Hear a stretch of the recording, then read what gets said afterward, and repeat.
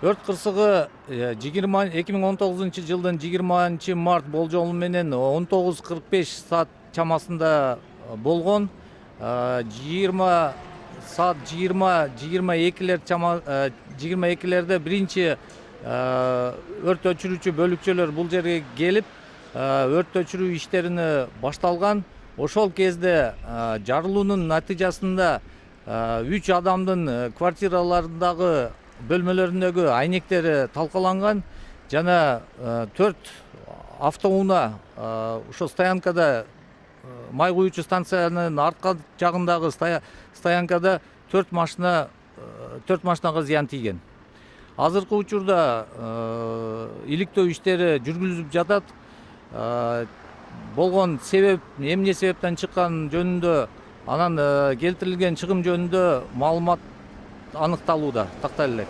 Өрт кырсыгы 22 саат 10 минутада чектөөгө алынып, жана 21 март күнү саат 8:10 толугу менен өчүрүлгөн. Өрт өчүрүүгө 10 машина катышып, 33 өздүк Ош шаардык өзгөчө кырдаалдар башкармалыгынын 33 адамы өздүк курамы катышкан. Өрттүн аянты 90 квадрат чарчы метрди түзгөн.